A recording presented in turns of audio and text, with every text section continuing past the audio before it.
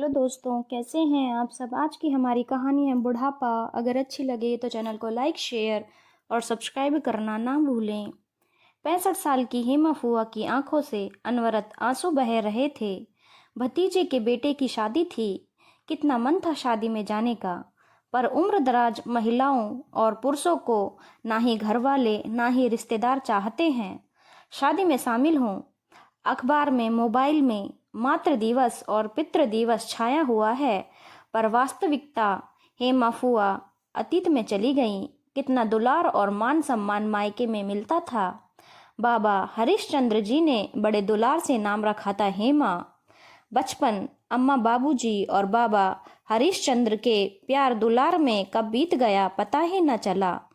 17 की होते होते शादी हो गई। अच्छा संपन्न परिवार, नौकरी पेशा, सुशील स्वभाव के पति को पाकर हेमा फुआ कितनी सुखी और संतुष्ट थी।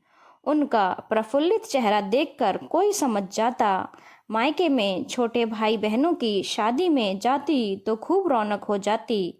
सारी रस्मों में बढ़ चढ़कर हिस्सा लेती। समय कब बीत जाता पता ही नहीं चलता। ढोलक पर जब हेमा फुआ शिव जी के गीतों से शुरुआत करती तो पूरा माहौल शिवमय हो जाता।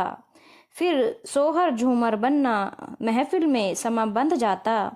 कन्यादान का ऐसा गीत गाती कि पुरुष महिलाएं और लड़कियां सिसकने लगती।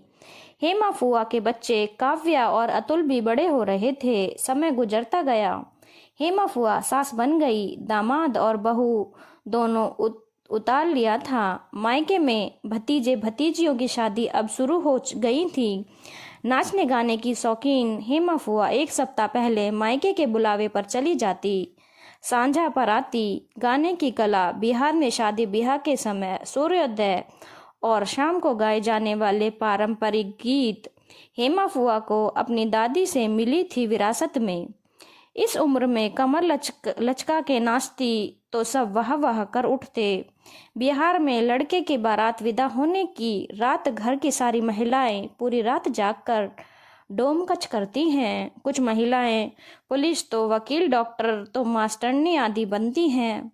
पहनावे और अभिनय देख अच्छे अच्छे लोग धोखा खा जाएं। मनोरंजन भी होता है और चारों ओर से सुरक्षित भी रहता है घर।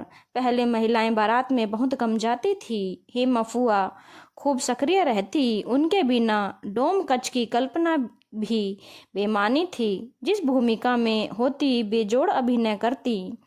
अब संझा पराती, सोहर, झूमर, डोमकच की जगह डीजे ने ले लिया है। शादी की रस्मों की जगह ड्रेस और तरह तरह से किया गया फोटोशूट। पहले हल्दी उपटन से निखरी दुल्हन पर खूब सुर्खी चढ़ता था।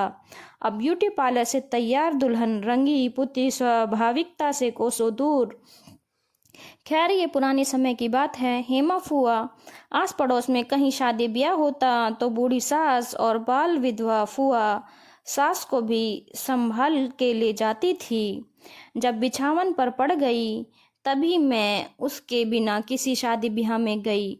मैं तो अभी भगवान की दया से ठीक हूँ, टहलती हूँ, सुबह का नाश्ता बना देती हूँ, दूध खटाल ले आती हूँ, साग सब्जी काट लेती हूँ और भी घर के छोटे मोटे काम निपटा लेती हूँ।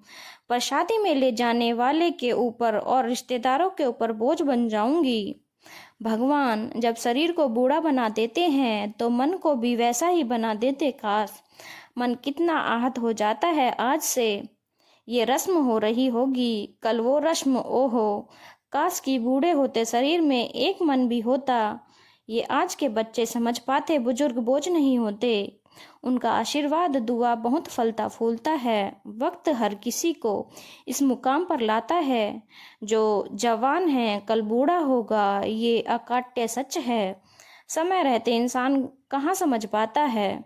धिक्कार है ऐसे सोच पर, चाहे ये मेरी हो, आपकी हो या किसी और की हो। हमारे आसपास न जाने कितनी हेमा फुआ मौजूद हैं। शायद उनके दर्द को महसूस कर हम अपना कल सुखद कर लें। संस्कार और परंपराएं हमारी पहचान, आन बान और शान है। धन्यवाद दोस्तों। अगर आपको कहानी अच्छी लगी हो तो चैनल को लाइक, शेयर और सब्सक्राइब करना ना भूलें।